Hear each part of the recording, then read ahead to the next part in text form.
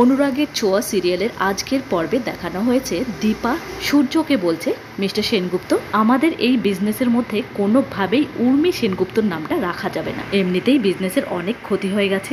এমন সময় উর্মি সেখানে চলে আসে আর দীপার দিকে রাগ করে বলে, কি এইভাবে তুই আমাকে সবকিছু থেকে বঞ্চিত করবি? দীপা রেগে ওঠে। মাইন্ড ইউর ল্যাঙ্গুয়েজ, আমাকে তুই করে বলার অধিকার আপনাকে কে দিয়েছে? আর কি বলছেন আমি আপনাকে ভরসা করব, যে নাকি একটা ছোট্ট বাচ্চা মেয়েকে পরিবার ছাড়া করেছে?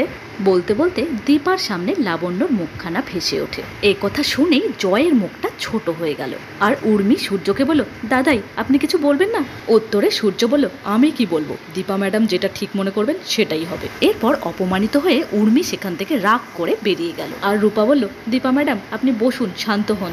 দীপা বসতে বসতে লাবণ্যর কথাগুলো কানে ভাসতে থাকে। লাবণ্য বলে, দীপ দাদার মা এসে আমাকে প্রতি মাসে টাকা দিয়ে যায় আর আমাকে খুব বকেও যায়। ছোট্ট লাবণ্যর এই কথাগুলো দীপার বুকে যেন কাঁটার মতো আটকে থাকে। এরই মধ্যে সূর্য বলে ওঠে, ম্যাডাম সাইন তো করা হয়ে গেছে, তাহলে আজকে একটা সেলিব্রেশন হয়ে যাক। সবাই সম্মতি জানায়। রূপা বলে, ম্যাডাম আপনার সঙ্গে আমার একটু দরকার ছিল, আপনি একটু বাইরে আসবেন? এরপর দীপা রূপার সঙ্গে কথা বলার জন্য বাইরে চলে যায়। এইদিকে সূর্য কৃষ্ণকে দেখে বলে ওঠে, হেই জেন্টলম্যান, আমি তোমাকে খুব পছন্দ করি। উত্তরে কৃষ্ণ বলে, থ্যাংক ইউ, কিন্তু আপনিও তো আগের থেকে অনেক ইয়াং হয়ে গেছেন। কৃষ্ণর কথা শুনে সূর্য অবাক হয়ে যায়, বলে, বয় দেবে, তুমি কি আমাকে চেনো? কৃষ্ণ খানিকটা ভ্যাবাচাকা খেয়ে বলে, হ্যাঁ হ্যাঁ, আপনাকে কে না চিনে, আপনি তো মহান কার্ডিওলজিস্ট ডক্টর সেনগুপ্ত। উত্তর শুনে সূর্য স্যাটিসফাইড হয়ে যায়। এদিকে রূপা নিজের মাকে বলে, মা তুমি কৃষ্ণকে বাড়িতে দেখেছো, আমি কিছু বলিনি, কিন্তু এসবের মধ্যে এখন কেন ওকে ইনভলভ করছো? এটা তুমি মোটেও ঠিক করোনি মা। তখন দীপা বলে, ঠিক ভুলের বিচারটা কে করবে? এই যে তুই আমাকে 1 মাস সময় বেঁধে দিয়েছিস, এটাও কি আদৌ ঠিক? আমি কিন্তু মেনে নিয়েছি, কেন জানিস? কারণ যুদ্ধের কিন্তু কোনো নিয়ম হয় না। ওরা কিন্তু ওদের দলটা ভারী করেছে। এবার আমাদের জিততে গেলে আমাদের কাছের লোকগুলোকে এক কাট্টা হয়ে থাকতে হবে, আমাদেরও দল ভারী করতে হবে। কিছু পেতে গেলে আমাদেরও কিছু করতে হবে, আর তার মধ্যে এটাও পড়ে। তোর আর কৃষ্ণর ভালোবাসার মধ্যে পাহাড় প্রমাণ অভিমান জমে আছে। রূপা বলে, আমি এই নিয়ে কোনো কথা বলতে চাই না মা। দীপা, কথা বলতে চাই না বললেই তো আর সত্যিটা মিথ্যে হয়ে যাবে না। এই কথা বলতে বলতে দীপা ছোট লাবণ্যর অনাথ আশ্রমে ফোন লাগায়। ওখান থেকে একজন অ্যাটেন্ডেন্ট ফোন রিসিভ করলে দীপা জিজ্ঞেস করে, আমি দীপা সেনগুপ্ত বলছি, আপনি একটু বলবেন অনাথ আশ্রমে আজকের মেনুতে কি হয়েছে? হ্যাঁ হ্যাঁ অবশ্যই বলবো। আজকে দুপুরে হয়েছে রুই মাছের কালিয়া আর রাতে বেলায় চিকেন স্টু। শুনে দীপা বলল, বেশ, আপনি একটু দেখবেন প্লিজ যেন লাবণ্য খায়। অ্যাটেন্ডেন্ট, হ্যাঁ হ্যাঁ ম্যাডাম, আপনি চিন্তা করবেন না। এরপর দীপা মনে মনে বলতে থাকে, না হলে যে আমি খেতে পারবো না। অপরদিকে সেনগুপ্ত বাড়িতে কুন্তলা এসেছে। সোনা জিজ্ঞেস করলো, ওই মহিলা আবার কি করেছে? কুন্তলা বলল, তুমি বলছো কি করেছে? ওরা কৃষ্ণকে ফিরিয়ে এনেছে আর ওদের বিজনেস অ্যাসোসিয়েট বানিয়েছে। এই কথা শুনে সোনা আরও ভরকে গেল। কুন্তলা আরও বলে, একবার চিন্তা করে দেখো, যারা তোমার জীবন থেকে রংটাকে কেড়ে নিয়েছে, এত বছর পর আবার কৃষ্ণকে ফিরিয়ে এনেছে। শুধু তাই নয় সোনা, তারা তোমাকে এইভাবে ফেলে রেখে নিজেরা পার্টি করছে।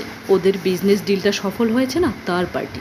এরপর কায়দা করে উর্মি সোনাকে আরও ভয় পাইয়ে দেয়, বলে, সোনা এইভাবে চলতে থাকলে তুইও একদিন অনাথ আশ্রমে গিয়ে না পৌঁছোস। অপরদিকে একটা রেস্টুরেন্টে পার্টির আয়োজন হয়। একে একে সবাই পৌঁছে যায় সেখানে। দীপা বলে, ডক্টর সেনগুপ্ত পৌঁছে গেছেন আপনিও? সূর্য বলে, হ্যাঁ, জায়গাটা খুবই সুন্দর। দীপা, আপনি এনজয় করছেন তো? সূর্য জানায়, ম্যাডাম যেখানে অনেক মানুষ থাকে সবাই এনজয় করে, সেখানে আমারও খুব ভালো লাগে। এমন সময় কেক নিয়ে মিস্টার অবিনাশ সেখানে হাজির হয়। বলে, এসে গেছে স্পেশাল কেক এসে গেছে। তোকে দেখেই সূর্য বলে, এই যে এসে গেছেন উনি, যেখানেই দেখো চলে যায়। আজকের আনন্দটাই মাটি করে দেবে। ওনার মুখটা দেখলে কি জানি কেন আমার রক্ত গরম হয়ে যায়। মিস্টার অবিনাশ সবাইকে কনগ্র্যাচুলেট করে বলে, এই ডিলটা যেন নতুন একটা ইতিহাস সৃষ্টি করে। এবারে মিস্টার অবিনাশ সবাইকে বলে, চলুন তাহলে কেকটা কাটা যাক। সবাই কেক কাটার জন্য হাত বাড়াতে থাকে, কিন্তু মিস্টার সেনগুপ্ত দূরে বাচ্চা ছেলের মতো রাগ করে দাঁড়িয়ে থাকে। অবিনাশ বলে, মিস্টার সেনগুপ্ত আসুন, কেকটা কাটা যাক। সূর্য, আরে না না, আমি আছি এখানে, বেশ আপনারা কাটুন না। জয় বলে, ঠিক আছে, দাদা না হলো তো কি হচ্ছে, আমি তো আছি। ওই একই কথা। এই বলে সবাই মিলে কেকটা কাটতে থাকে। কেক কাটতে কাটতে রূপা আর কৃষ্ণ চোখে চোখে ইশারা হতে থাকে। কেক কাটা হয়ে গেলে দীপা অবিনাশকে কেক খাওয়ায় আর অবিনাশও দীপাকে কেক খাওয়ায়। আর সূর্য দূরে দাঁড়িয়ে অবিনাশকে দেখে জ্বলতে থাকে। আবার রূপা কৃষ্ণকে কেক খাওয়াতে চাইলে কৃষ্ণ সেখান থেকে চলে যায়। এরপর রূপা কৃষ্ণের কাছে গিয়ে কৃষ্ণকে কেকটা খাওয়ায় আর কৃষ্ণ রূপাকে কেক খাওয়ায়। অবিনাশ খাবারের অর্ডার দিতে থাকলে সূর্য বলে ওঠে, দীপা ম্যাম, কৃষ্ণ, রূপা ম্যাম এরা কি খাবেন? এদেরকে তো দেখছি না। অবিনাশ, ওই আমরা যা অর্ডার দিয়েছি তাই খেয়ে নেবে। শুনেই সূর্য রেগে যায়, বলে এক্সকিউজ মি, আপনাকে তো বলিনি। দীপা ব্যাপারটাকে ম্যানেজ করে বলে, ঠিক আছে না, ওরা এলে না হয় আরেকবার অর্ডার দিয়ে দেওয়া যাবে। অপরদিকে উর্মি কতগুলো ভাড়া করা সাংবাদিককে নিয়ে পৌঁছে যায়। তাদেরকে প্রশ্ন করতে বলে, আপনারা অবিনাশকে টার্গেট করবেন, বিভিন্ন রকম ভাবে প্রশ্ন করে তাকে বিব্রত করার চেষ্টা করবেন। আনসার কি দিল সে নিয়ে আমার মাথা ব্যথা নেই। কি হলো বুঝতে পেরেছেন তো? ঠিক আছে, যান এবার যান। এই বলে সাংবাদিকদের পাঠিয়ে দিয়ে উর্মি আড়াল থেকে সবটা দেখতে থাকে। উর্মির কথা মতো সাংবাদিকরা এসেই অবিনাশকে টার্গেট করে, তাকে বিভিন্ন প্রশ্ন করে বিব্রত করার চেষ্টা করে। মিস্টার অবিনাশ, আপনি তো আগে পুলিশে ছিলেন, তো পুলিশের চাকরি ছেড়ে আপনি বিজনেসে কেন? আর ওই মহিলা কে হন? উনি তো আপনার স্ত্রী নন। ওই মহিলা কে তাহলে? উনি কি আপনার রক্ষিতা নাকি বিজনেস পার্টনার? এরকম উল্টোপাল্টা প্রশ্ন শুনে অবিনাশ উঠে পড়ে আর বলে, কি বলছেন আপনারা এসব? উনি আমার বিজনেস পার্টনার। এরপর সাংবাদিকরা আরও প্রশ্ন করে, বলে ওনার তো কোনো বিজনেস ব্যাকগ্রাউন্ড নেই। অবিনাশ বলে, আপনারা এসব কি প্রশ্ন করছেন? আপনারা ওনার ব্যাকগ্রাউন্ডটা জানেন কি? সাংবাদিকরা বলে, না জানি না, তবে এটা জানি উনি আপনার রক্ষিতা। একজন মহিলা তো হঠাৎ করে এমনিতেই কিছু পায় না, উনি নিশ্চয়ই আপনাকে খুশি করেছেন আর তার বিনিময়ে উনি এত সুবিধা পাচ্ছেন। সাংবাদিকদের এই ধরনের উল্টোপাল্টা প্রশ্ন শুনে সূর্যের মাথা গরম হয়ে যায়। একজন সাংবাদিককে ধরে বেধড়ক পেটাতে থাকে আর বলতে থাকে, আপনার সাহস কি করে হলো একজন মহিলা সম্পর্কে এ ধরনের উল্টোপাল্টা কথা বলছেন? উর্মি আড়াল থেকে দেখে মজা পেতে থাকে। সাংবাদিকরা বলে, আরে একে ছাড়ুন, ওনাকে ছাড়ুন, আপনি সাংবাদিকদের গায়ে হাত দিচ্ছেন। সূর্যের এরকম ভয়ঙ্কর রূপ দেখে সবাই ভয় পেয়ে যায়। জয় বলে, আরে দাদাই ছাড় ওনাকে, লেগে যাবে তো, লেগে যাবে, ছাড় বলছি।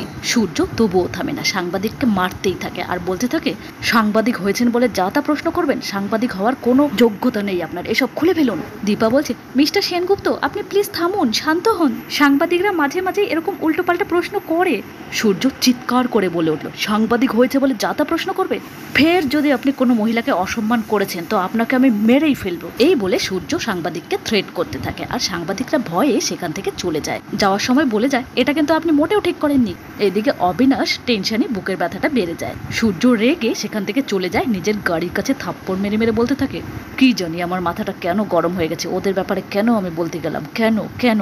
দীপা ব্যাপারটা বুঝতে পেরে ডক্টর সেনগুপ্তর পেছন পেছন এসে ডক্টর সেনগুপ্তকে বলতে থাকেন, ডক্টর সেনগুপ্ত আপনি তো জানেন আমাদের মধ্যে ওরকম কোনো সম্পর্ক নেই, আমরা শুধুমাত্র বিজনেস পার্টনার, এছাড়াও আমাদের দুজনের মধ্যে একটা ভরসার জায়গা অবশ্যই আছে। এরকম বলতে বলতে অবিনাশের ফোন চলে আসে। দীপা ফোনে বলতে থাকে, হ্যাঁ আমি আসছি। উর্মি তখনও আড়াল থেকে সবটা নজর রাখে। সূর্য বলে, হ্যাঁ যান না, আপনার ভরসার লোক ফোন করেছে, আপনি তো যাবেনই। আড়াল থেকে উর্মি ভাবে, যাক কিছু তো কাজ হয়েছে। এরপর উর্মি আড়াল থেকে বেরিয়ে দীপার কাছে আসে আর বলে, তুই আর কিচ্ছু করতে পারবি না রে দিদি।